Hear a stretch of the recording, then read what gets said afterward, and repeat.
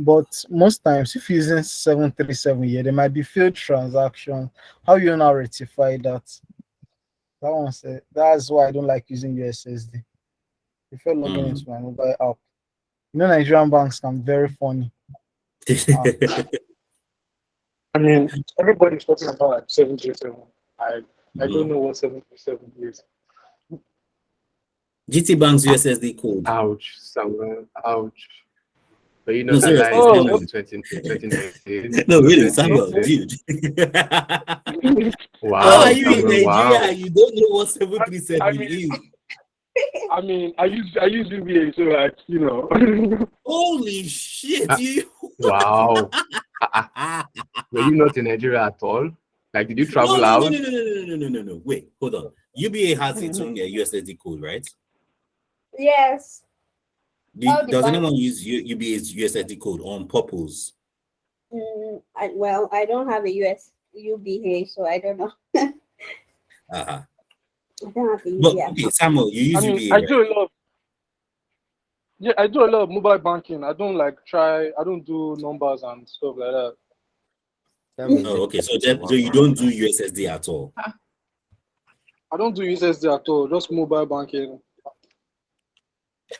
So if you The want to send money, you just 737 log into went your beyond you just log into USSD now. your UBA app and you send money, right? That's all. Yeah, yeah. All right, so that's fair. That's fair. So you represent a segment of users who generally don't care about USSD. No, it's not a bad thing. Yeah, It's yeah, something yeah. that you actually have to consider when you are developing solutions for USSD, for example, right? And But then 737 actually was like, even when they were advertising it, it was, I did not even see it from the angle of USSD. Like, it was just, for me, that was what really brought it was it up just to light. easy. I've never used Like, it it at was all. like, I've never used it Easy. too, I but don't just have the to fact log that into anything. I think it's wow, even I'm surprised. it's even the fastest for your money to be for them to do your money. My money has not Yeah. been stolen using it though. It's just that these days I keep getting failure reasons, but The it's fastest way, really it's fastest way really for your money easy to to be use, stolen. and I'm using it for so long. I find it Onyeka, very do you know easy. the gist of how 737 came about?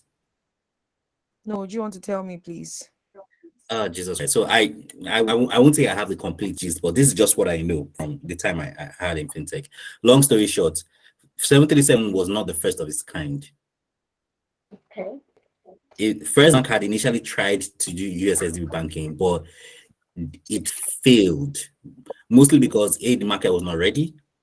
And I don't know whether or not they actually did their research properly, but I don't know. And also, I don't know how they marketed it, but it just fell flat. Now, by the time 737 came about, internet banking and mobile banking had matured a bit, right? But Okay. GT Bank essentially were looking for, okay, how do we increase revenue and how do we get more customers, right? Because they understood that based on market segmentation and all that, they had more customers in urban areas, right, who had GT banks. Who had GT bank accounts, but they were trying to go for the unbanked people who in rural areas, people who did not have access to like mobile phones, especially Yes, people who it's didn't have really access to easy. smartphones, to make it a lot Yes. easier for them to send money and receive money. Yeah. And you can't go about Nigeria giving people, oh yeah, take this smartphone, install the GT Bank app on it, and start making transactions. They had to consider the existing technology on ground and then build around it. What was the one thing that every mobile phone had His SIM in card. common? SIM card, USSD. That was what everyone had in common. So why not just build a solution around that? And they were able to build a solution that allowed them to send money, to send and receive money, to buy airtime, and possibly to pay bills. I don't know if you can pay bills with 737, but those were the three things I that they never built used their solution around. And then with the powerful magic of clever branding and marketing, boom, 737 took off. like it was the marketing. It's like everything about 737 was marketing. It wasn't even about what they were doing. Like what sold 737 for me was just the marketing, the song, the color, the But for me, it was Yeah. advertisement, easy, the like like it was easy. everything. It was very easy. Like I'd not used a mobile app in a very long time, up until recently when I started getting all these failure messages sometime last Mm. ending of last year. But for almost 2 years or more, I've been using 737. Like it's just easy. I'm paying for Uber. I just start 737, start one, start put the account number, and it just goes. So I don't have energy to start thinking of my pin because I easily forget, Yeah. login details and stuff. So that's it. That's it, really. That is, as far as I can tell, 737 is a solution that, in my opinion, fulfills this Venn diagram perfectly. It's a perfect mix of I understanding agree. people, of knowing what your business objectives are, and then working with the existing technology. So this sweet spot in the middle, that is where design thinking is going to help you the most. So let's talk about the process. The design thinking process essentially is a 5-step process. You have the empathy process step. Sorry, you have the empathy step. You have the definition step. You have the ideation step. You have the prototyping step, and you have the test step.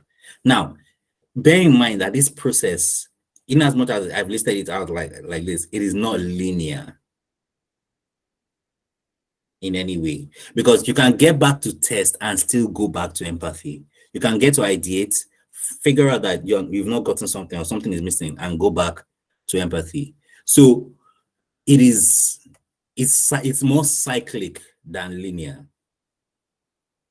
All right. So let's dive into defining what each of these steps are. The first thing of the process is empathy, or to empathize. And this is basically spending time to getting to know the user and understand what they want, what their needs are, and what their objectives are. This means observing and engaging with people in order to understand them on a psychological, behavioral, and on an emotional level. So how do you get to empathize? How do you get to know who your users are? And how do you get to put yourselves in the shoes of your users? You do that by speaking, having interviews with them, scheduling interviews, interview sessions with them. You sit down with them one-on-one and just basically ask them questions pertaining to the problem you're trying to solve, right? You can run workshops, you can do surveys. I'm pretty sure you must have come across someone just saying, oh, please, I have there's a product that we're trying to build, please help us fill this survey, something like that. Those are what surveys are. You can also do that with site visits. So that means going to where your users are, just basically sitting them and then sitting down with them and observing how they work. You can do that with focus groups and observational studies.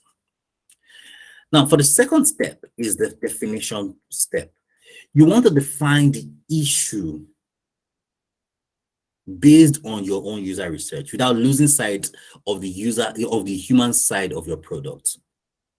So I like to call this step framing the problem, because when you're able to properly frame the problem, it keeps you centered, it keeps you focused, and it helps you, commit all your efforts or all your resources in solving that particular problem statement.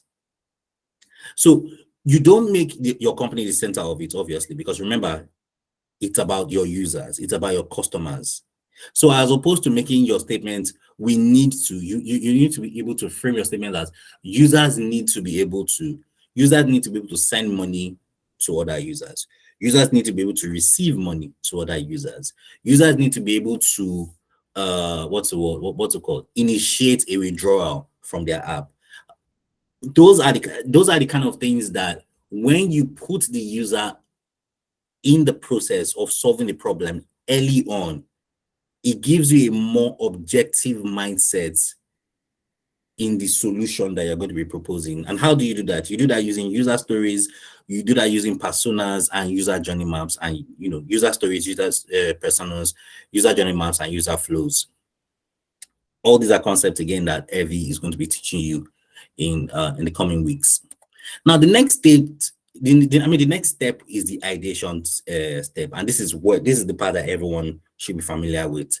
This is the part where everyone comes together, and then you've done your research, you already have a clear understanding of what product you're trying to build, what the problem is, what the expected solution should be like, or the results that let me not say results, the goals that you're trying to accomplish. So at this point, you and your team and every other person who's trying to fix the problem, this is the point where you start just shooting out solutions. Now, the entire process of shooting out solutions it's very messy, and it should be messy, because when you are in a design system, design thinking, what's called design thinking session, right? There is no bad solution. There are just solutions that don't solve the problem, right? So everyone is encouraged to just, off the hat, just write whatever you think. Just write whatever you think, and then through the process of elimination, you then start filtering through these available solutions that you've come up to then find a solution that is the best fit for the problem. Is everyone following me so far? Yes. Yes. Yes. Yes. Okay. Are you sure you're following me, or you are eating Sunday rice? I just want to be sure. Following. Yeah. we are. Very I good. just finished it, so Yeah, okay. You can invite us for your own Sunday rest. So let's see. See, after class, I go. I go chop. So if you can travel 6,000 miles, then you're welcome. My door is always open. Madam. All right. All right. So the next step is the prototyping stage. At this stage, you've already settled on a couple of solutions. Let's say 3 solutions that you think is going to be the best fit. Now you want to be able to then transform those solutions from mere ideas to something tangible. So you have to come up with some kind of prototype. Now, the prototype is not the real actual finished product, right? It's just something that feels like a simulation of the finished product that you can put in the hands of people and then just try to get a feel of how they would react to the product. Have you heard of like MVPs before?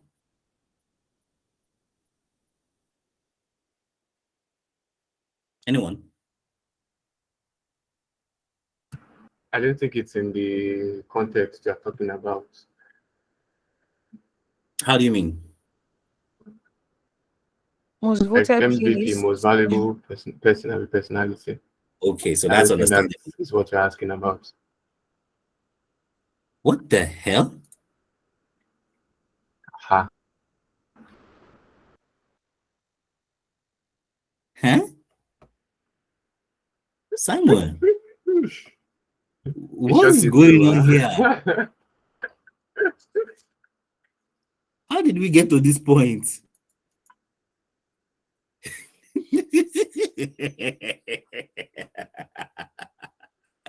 No, really, how did we get to this point? Okay, so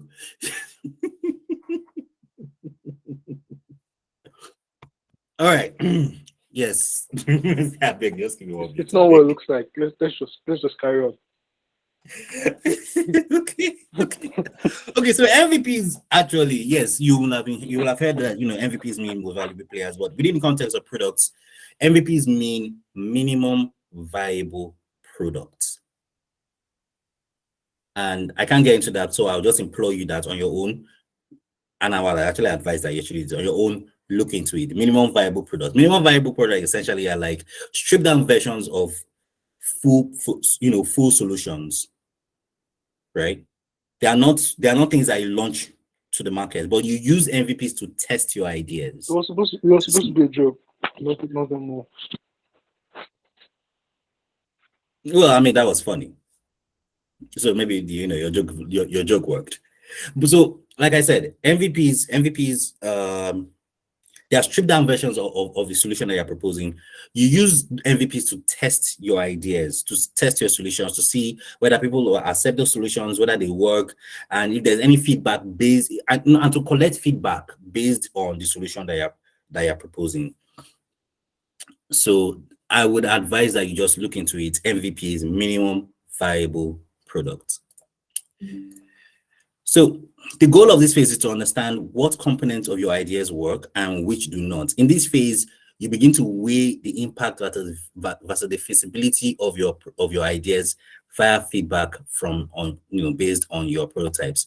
Now, the final stage, or is the last, not final, but the testing stage, you put your prototype in front of real customers and try to verify that it achieves your goals.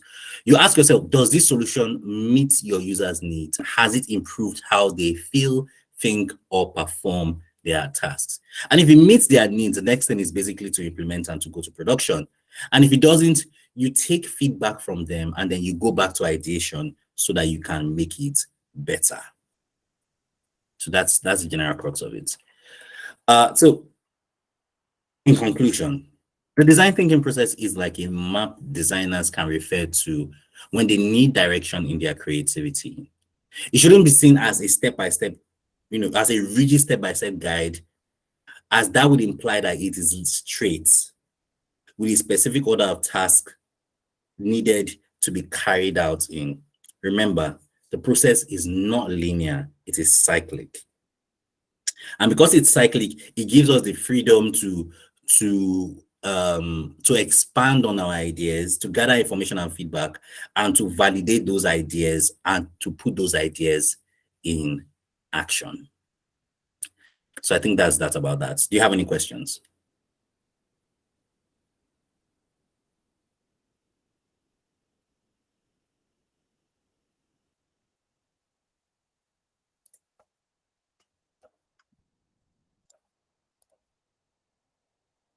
Hello? No questions from me. No questions. So everybody understood all the concepts that, Hi, Leslie. So, Yes. so if I tell you how to tear out a sheet of paper now, you'll be able to write. so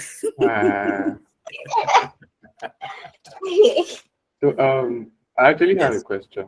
Yes, go ahead. So, in the considerations for design thinking, you talked about the people you're designing for, your business objectives, and then technology. So, in a case where the people I am designing for does not, that's when I actually discover their need and the solution that meets their need.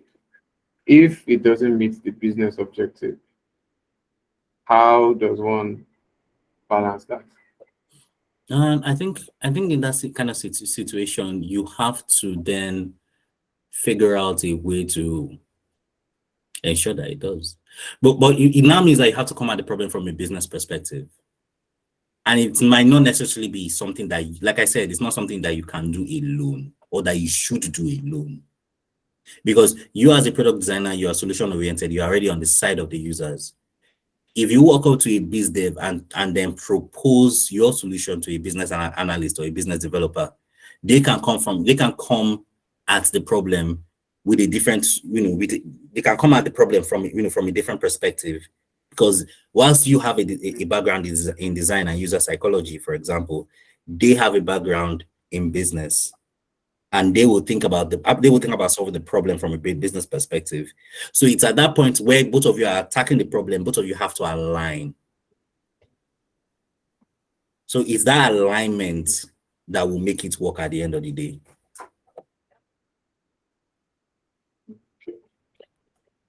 Yes, Blessing, go ahead. Okay, at the beginning, you said something about like how to solve a problem you didn't know existed. So my question is, this area, you said, okay, identify the problem or the symptom. Most of the time, that's not from the designer's perspective, right? It could be like from the person that is employing your services. Yes. More often than not, it could be from the person that employs your services. But here's now the thing: when someone is hiring you, maybe it might be your employer, maybe it might be a contract thing. It's usually best practice not to just take their requirements and then just start designing, right? Yes, they will come up with your requirements, but you also have to engage them from do I say engage them from that angle? Mostly because it is possible, unless they've done all their research, and they framed everything and they've documented everything and they're showing you, are you able to read it and are able to say, okay, all these questions, that whatever questions I want to ask, they've already answered it because they've documented it, right? But it's possible that they may have missed something. Okay. It's possible that they may have missed something. And that's why it's it falls on you as a designer to then go back to ask these questions, to come at the problem from different perspectives. And then again, there is no such thing as having done well. I mean, you can do way too much research, but there's no such thing as doing too much, an excess of research. Okay. I hope that answers your question.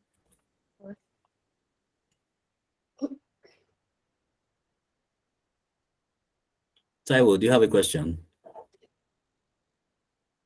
No. All right. Any more questions? Okay. I actually have something to ask. So, do we get anything to do like throughout this? It's till Saturday before we have our next class. So, do we like have Oh, anything to do? Samuel, you precious soul. Are you looking for something to do? Yeah. Samuel, you're at the beginning of the class. Don't worry. There's a lot of torture down the line. You will walk. You will walk. Don't worry. This first week was just to like ease you in. Don't worry. You will walk. You think you've seen work? You have not seen anything. You will walk. All right. All right. All right. So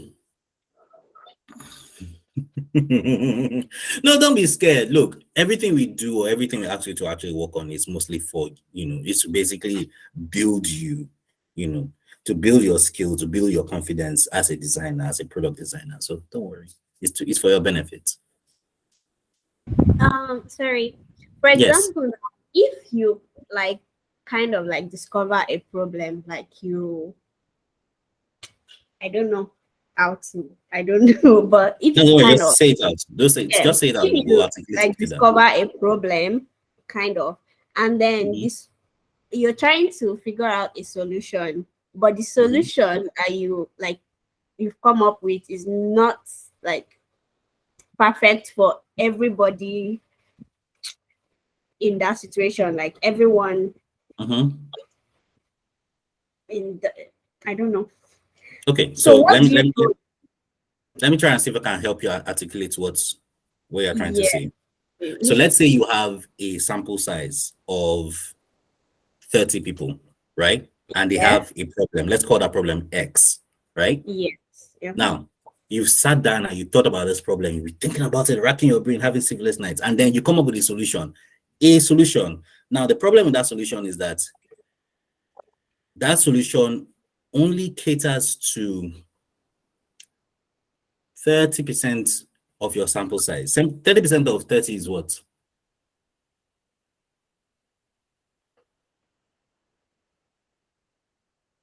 We're like 9 people, right? Yeah, something like that. So what Very do you good. do? Well, then you build your solution. You build your no, chill. It's actually a valid question. Now, how I would probably approach it would be this: build your solution for 9 people first. Okay. Build your solution for 9 people first. Now, remember, it's an iterative process, right? Now, if you have a solution that caters for 9 people, one way of doing it, what I would probably do is probably build the solution for 9 people and then look into why the others, why my solution does not satisfy the other people, and then what they want or what they expect that would help them to actually fix the solution. I would then start incorporating that into my initial solution. Okay. Do you understand? So that is Yeah. that's why I say, design thinking is an iterative process. You keep learning, because once you've spoken to the other 21 people, right? Let's say out of that 21, out of that 21, 5 have their own uniqueness about them. And there are certain things that they expect to see inside the solution. You capture those requirements, you build it into your solution. Now you have what? 9 plus 5. You have that 14. 14, very good. So you've solved the solution for 14 people. 14 out of 30 is what? 16. So now it's not left for you to now figure out, how do I bring in this remaining 16 people? So it's iterative. That's how you scale the product at the end of the day. Because once you keep growing like that, before you know it, you've built a solution that caters for all 30 people, that all 30 of them can use to accomplish whatever it is that they want to accomplish, either individually or as a group. Yeah. Thank you. Well,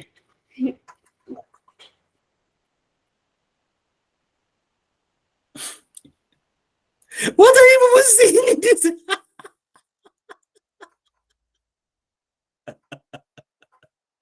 What are people saying in this group? God.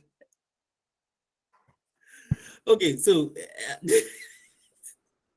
all right. So, any more questions?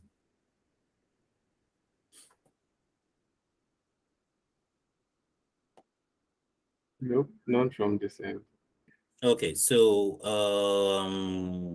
before the class actually goes out, let me share please be sure to fill out the attendance. I think it's a link on Slack right here. No, where did it? Let me find the attendance link. 1 minute, please.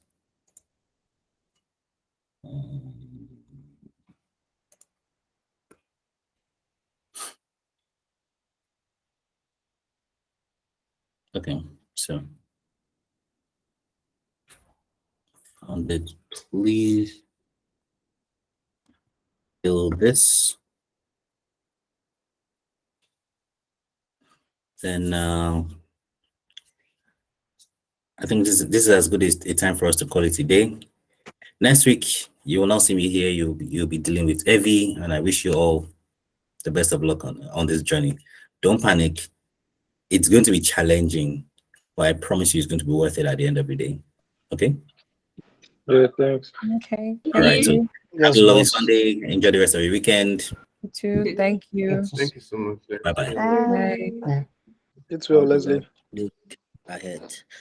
Have a cashless week ahead. All of all you go outside. Thank you.